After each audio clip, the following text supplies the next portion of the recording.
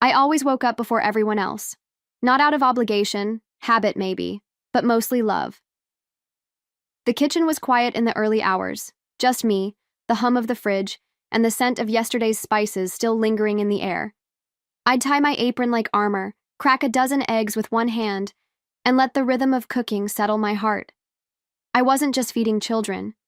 I was holding space for them, shaping little moments of care with every tray I served. Most days, no one looked me in the eye. The students rushed past, earbuds in, too busy for thank yous. But that didn't bother me much. I knew what I was doing mattered, even if it didn't make a sound. I'd watch the quiet ones, kids who sat alone, smile at a warm roll or a surprise cookie. That was enough. That was my paycheck in a way no direct deposit could match. At home, though, it started to feel different. My kids, my own, had begun shrinking when I mentioned work. "You're not really going to wear that apron here, are you?" my daughter once whispered as we walked into the grocery store. My son changed the subject when his friends asked what I did. They used to beam when I brought leftovers home. Now it's like the food embarrassed them, like I embarrassed them. I told myself it was just a phase. Teenagers. Image-conscious, insecure. But deep down, something in me tightened. They were pulling away from who I really was. Not the cook, not the cafeteria lady. Me, the mother who stayed late to make birthday cupcakes from scratch. The woman who held this house together with beans, rice, and heart. I swallowed the hurt, wiped my hands on my apron, and pretended not to notice. It happened during the spring carnival at school. I was helping behind the scenes, hair tied back, apron on like always. One of the teachers waved me over to refill the lemonade, and I smiled, happy just to be part of it. That's when I heard it, clear as glass breaking. My daughter, laughing with her friends, rolled her eyes and said, "Ugh, that's just my mom. She's the lunch lady." She said it like a punchline, and they all laughed. I froze, just for a second. But that second felt like years. My hands didn't know what to do, still gripping the lemonade pitcher, still pretending I was invisible. I wanted to say something, maybe just her name, gently, like a reminder, but the words stuck in my throat. I looked at her face. She wasn't angry. She wasn't trying to be cruel. She was just embarrassed by me. Later that night, I stood at the sink longer than usual. The dishes were done, but I stayed anyway, hands resting in the warm water. I kept replaying it, wondering if I'd misheard, if I was being too sensitive. But I hadn't, and I wasn't. I could still feel the sting in my chest, like someone had reached in and pressed a bruise that hadn't fully healed. And worse, I didn't say a word. I let it sit there, between us. They say shame is a quiet thing. It doesn't scream. It just slips in when you're alone, sits beside you while you scrub the same plate twice and whispers, "You're not enough." But I knew that voice. I'd fought it before. And deep inside, another voice, mine, answered back. Not yet out loud, but fierce and steady. They think I serve food. One day I'll serve them the truth. The next morning I packed their lunches like always. Sandwiches cut just the way they liked, little notes tucked inside, though I knew they'd probably toss them. I didn't say anything about what happened. Not at breakfast. Not in the car. I smiled, asked about homework, reminded them to wear their jackets. I played my part like nothing had cracked. But something had. Something important. And once it cracked, it started shifting. I showed up to work that day with my head high. Not out of pride, but because I refused to let my hurt be the thing that defined me. I stirred the soup with more purpose, cleaned the counters like they were sacred ground. I started paying attention to the recipes, really paying attention. Something inside me clicked. If I could make this cafeteria food taste like home, what else could I do? The world had gotten so loud with its labels. Lunch lady. Just a cook. Not enough. But I knew better. I had calluses on my hands from building more than meals. I had stories in my bones and wisdom that couldn't be Googled. They thought they were laughing at a title, but they were blind to the woman carrying it, and I let them, until now. Because here's the truth. I may wear an apron, but I'm no one's background character. Not anymore. Something was waking up in me, slow but strong. I didn't know the shape of it yet, but I could feel it rising, steady as a rising loaf of bread. Let them laugh. Let them look down. I was about to make something that would change the way they saw me, whether they liked it or not. I didn't make an announcement. There was no dramatic vow, no slam doors or fiery speeches, just small shifts, subtle but sure. At night, after the house went quiet, I'd sit at the kitchen table with a chipped notebook and a second cup of tea. I started writing things down. Recipes? Yes, but also questions. Why certain meals comforted people? What nutrients did for the brain? How flavors carried memory. I found free courses online, hidden gems tucked between parenting tips and grocery store coupons. I'd watch videos while folding laundry, pause lectures to stir the stew. I felt like I was building something in the shadows, brick by invisible brick. No one asked what I was up to. My kids barely looked up from their phones. And honestly, that was fine. It gave me space to move without expectation. I tested new recipes on the weekends, calling them leftover experiments. I studied ingredients like they were stories, learning their textures, their secrets. I began seeing food as something more than fuel. It was a way to reclaim power. Not just for me, but for anyone who'd ever been told their work was small. I wasn't just cooking anymore. I was crafting something that felt like a future. Still, no one noticed. My daughter walked past my simmering pots without a glance. My son groaned when I replaced the frozen pizza with roasted squash and lentils. That used to hurt. But now I saw it differently. They were chasing noise, likes, image, flash. I was building quiet. And quiet, when tended with care, has a way of becoming unshakable. I started waking up earlier. Not out of duty this time, but anticipation. There was something thrilling about it.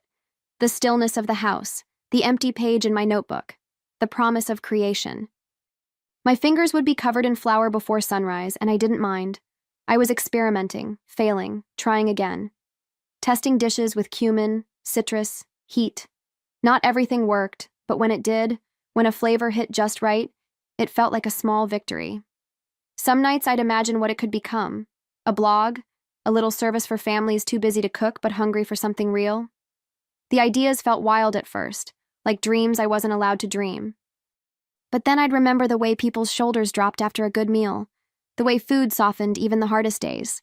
And I'd think, maybe there's something here, something mine. Meanwhile, my kids were chasing air, trends that lasted a week, friends who ghosted the minute someone cooler showed up. They posted photos of avocado toast from cafes I couldn't afford, not realizing their mother was reinventing the dish in her own kitchen for half the price. They didn't see me. But I was starting to see myself in a way I hadn't in years, and that vision, it fueled me more than anything they could give. There was power in being underestimated, in working where no one looked. They thought silence meant nothing was happening. But silence is where roots grow, and mine were stretching deep, quiet, steady, ready to hold the weight of something bigger. Let them chase the wind. I was learning how to build a foundation. I launched the site on a Sunday night. No big reveal, no social media splash, just a quiet click. I'd spent weeks learning how to build it, tutorials, late-night frustration, moments of pure joy when a page finally loaded the way I wanted. I called it The Hearth, because that's what I wanted people to feel. Warmth, safety, something steady in a restless world. I didn't even put my name on it. I wasn't doing it for credit. I was doing it for purpose. At first, it was just a few downloads, some busy moms, a retired teacher who left a kind comment, a nurse from Oregon who said one of my soups reminded her of home. That was enough to keep going. I refined the meal plans, learned to price without guilt. I was slow, careful, intentional. It felt good to be building something with my own hands, something that fed more than hunger. At dinner, I'd listen to my kids talk about their days, parties, who was wearing what, who got unfollowed by whom. Their world spun fast, always louder, always on display. And yet they came home empty, restless. I could see it in their eyes. They were searching for something solid, but they didn't know what it looked like. Not yet. I didn't say a word. I just kept stirring, kept working. Let them keep climbing, I thought, watching them chase clouds with no shape. One day, the air will thin. One day, the ladders they trusted will wobble. And when that happens, when they fall back to earth, They'll need something real to land on. I was already building it, piece by piece, recipe by recipe. And they didn't even know it yet. I didn't even realize it was happening at first. The blog traffic picked up slowly, one post getting shared on a small Facebook group, then another picked up by a parenting newsletter. A few kind strangers started tagging the hearth in their food photos. Then one morning, I woke up to an email from someone named Liv. She had over 500,000 followers. "I made your lentil stew," she wrote. "It tasted like my grandmother's kitchen. Who are you?" That message lit something in me. I didn't reply right away. I stared at the screen for a long time, thinking about what it meant. My words, my food, had found their way into someone else's story. And not just anyone, someone with reach, someone who could turn a whisper into a roar. I took a deep breath, tucked the thrill into my chest, and typed back carefully, "Just someone who's been feeding people her whole life." Within a week, the blog exploded. The traffic doubled, then tripled. A local entrepreneur asked to feature my recipes in his new wellness cafe. A school district emailed, asking if I could help redesign their nutrition program. One person wanted to invest in meal kits. I said yes to some, no to others, but I kept my name off everything. I wanted the work to speak first, not the face they'd dismissed as just a lunch lady. I built the brand with intention, clean lines, muted colors, dishes plated like they belonged in glossy magazines. The logo was a flame tucked inside a spoon. No hint of me, just the feeling, the warmth, the weight. And the name began to spread. My kids started hearing about it at school. Their friends raved about a new delivery meal that didn't taste healthy, but was. And I watched them nod, curious, completely unaware. It was surreal, watching the brand bloom in the same hallways where I'd once served trays of spaghetti in silence. My daughter came home raving about a new pop-up cafe on campus, her eyes bright for the first time in weeks. "It's like comfort food, but elevated," she said. "I applied for a student rep position. They're offering discounts and internships." I smiled and nodded, careful not to give myself away. I'd written the menu she couldn't stop talking about. A week later, my son mentioned that a few of his friends were trying to land part-time work with that food startup. One even said it might look good on college applications. He pulled out his phone and showed me the site. My site, but he didn't recognize it. They didn't recognize me, and I didn't correct them. Not yet. I let them live in the mystery a little longer. Let them chase what I'd built with the same hunger they once used to dismiss me. When my son got the interview email, he looked proud for the first time in months. "They said I had good energy," he told me. "They liked my ideas." I nodded, biting the inside of my cheek to keep from laughing. Of course they did.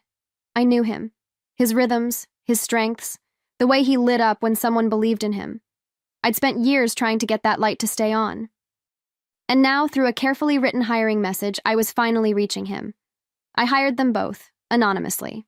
I assigned different teams, different tasks, no mention of our shared last name. They were just names on the roster. To everyone else, I was the founder. To them, I was just the woman who trained the staff, sent the daily recipe notes, signed every email with a single initial. And still, they never guessed. Not yet. But it was coming. And when it did, I knew it would land like thunder. They worked hard, surprisingly hard. My daughter took on menu logistics, coordinating deliveries and responding to customer feedback with a professionalism I'd never seen from her at home. My son was assigned to content development, helping create cooking reels and writing short captions under my direction. They didn't know the hands shaping their assignments were the same hands that once packed their lunches with quiet care and little love notes they never read. I watched them grow from a distance. Not as a mother, but as a leader. I held them to the same standards as everyone else, maybe stricter. I didn't cut corners. I didn't soften my tone. If anything, I was more demanding, because I knew what they were capable of. And deep down, I needed them to feel what it was like to earn their place. Not because I wanted revenge, but because I wanted them to remember what respect looks like. Sometimes, I'd hear them talking to each other during breaks, wondering about the founder. "Who do you think it is?" one of them asked. "They're brilliant," the other said, "but strict." I turned away quickly, hiding the burn of tears behind a clipboard. strict, brilliant, not just anything, not invisible, not background. They were beginning to see it, even if they didn't know it was me. They had spent so long serving up fake respect to the world, curated images, empty praise, borrowed values. Now, without realizing it, they were working for the woman they once rolled their eyes at. The same hands that stirred their childhood soup were building the future they were now desperate to belong to. And I was just getting started. They never saw it coming. Not when I walked into the staff meeting in jeans and a simple blazer. Not when I stood at the front of the room with the week's performance metrics. They looked tired, but focused. My daughter scribbling notes, my son tapping his pen against the desk like he always did during tests. I cleared my throat. "Before we begin," I said, steady as stone, "I want to introduce myself properly." Their heads turned in unison. I watched my daughter blink twice, confusion giving way to something harder, recognition. My son's mouth parted slightly, like he'd forgotten how to breathe. I let it sit there, thick in the air. "I'm the founder of The Hearth," I said. "Every recipe, every post, every delivery box, mine. I'm also the woman who packed your school lunches for a decade. You used to call me the lunch lady." Silence. Not a sound in the room. The kind of silence that presses on your chest, makes your ears ring. I saw it all flash behind their eyes. Cafeteria trays, mumbled insults, the way they used to shrink in public when I wore my apron.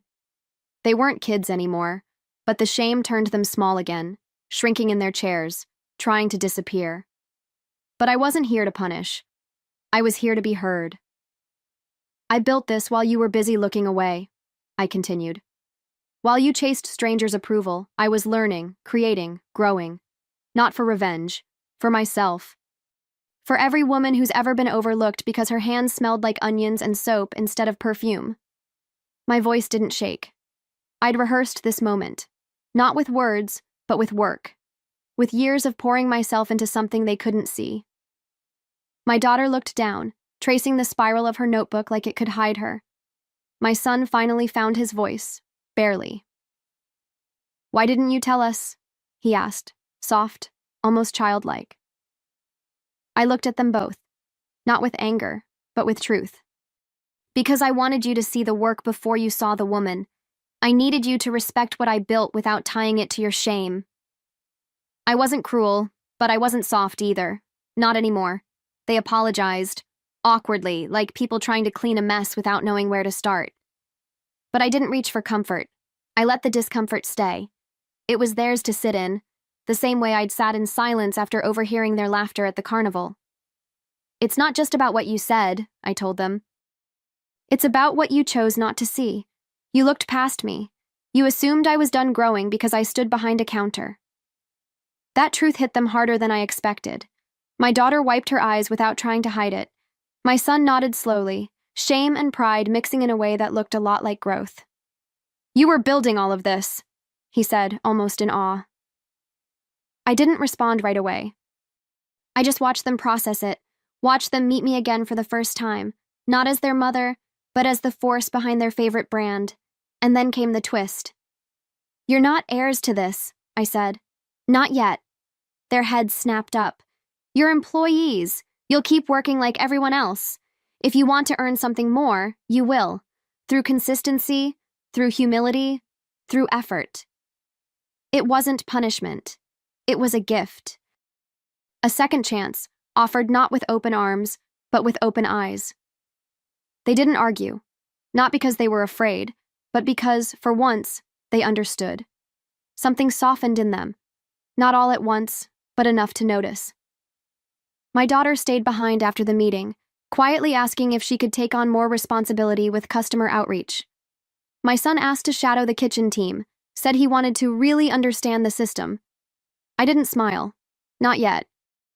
But I felt something shift. Like respect, gently knocking at the door. That night, I sat in the same kitchen where I used to cry into dishwater, where I once swallowed shame like steam. But this time, I sat tall. I poured a glass of wine, lit a candle just for myself, and opened my notebook, not to plan, but to reflect. The kitchen hadn't changed. Same tile, same chipped mugs. But I I wasn't just surviving anymore. I was leading. I had turned the very space they overlooked into a kingdom. They used to call it just a kitchen, a place of messes, noise, routine. But this kitchen raised children, built a business, held my quiet dreams when no one else would. It was the heartbeat of everything I'd become. And now, the same children who once turned their backs on it were beginning to understand its power. Not because I told them, but because I made them walk its path. "This kitchen built your future," I whispered, resting my hand on the counter like it was sacred. "You just didn't want to see it." And now? Now they would, step by step, mistake by mistake, one honest shift at a time. They changed slowly, like bread rising on a cool day, steady and unhurried. It wasn't dramatic. No tearful speeches or sudden awakenings, just quiet moments where something clicked. My daughter started arriving early, asking questions she never used to care about. How to balance flavor with cost, how to train staff without losing heart. She watched me closely now, not with skepticism, but with the kind of respect you can't fake. My son, once so eager to escape anything that looked like home, now stayed after hours to scrub pans without being asked. I saw him laughing with the kitchen team, learning their names, their stories. One night he told me the mashed yuca reminded him of our Sunday dinners from when they were little. "I didn't know I missed it," he said, and I nodded. Because I had missed it too. Missed them, really. Missed us. We didn't talk much about the past. There was no need. It lingered in the air, understood but unspoken. Their actions became their apology. They began to carry the weight with me. Not just the work, but the values behind it. Humility, discipline, kindness without cameras. And I didn't need to preach. I let the food do the talking. Let the long days, the tired feet, the burn of earning something honest speak for themselves. The hearth was no longer just mine. It had become something bigger. A movement. A message. We started hiring single mothers, older women pushed out of jobs, young people who'd been told they had nothing to offer. And every time someone stepped into our kitchen, I told them the same thing. This place is built on love. Don't mistake that for weakness. And they never did. People started paying attention. First, it was a small article in a local magazine. The Hearth, where comfort meets courage. Then came the interviews, the podcasts, the award nominations. They all wanted to know the same thing. How did I go from lunch lady to founder of a national brand? And I'd tell them simply, I never stopped feeding people. I just changed the plate. That answer always made them pause. But it was the truth. I stood on stages I never imagined, in rooms with polished floors and polished people. But I never changed the way I spoke. I talked about soup, about stretch marks and exhaustion, about the sacred rhythm of caring for others when no one sees you. I talked about kitchens as classrooms and aprons as emblems of strength. And every time I saw someone in the audience wipe a tear, nod slowly. They understood. They'd lived it too. The business grew, but the mission never diluted.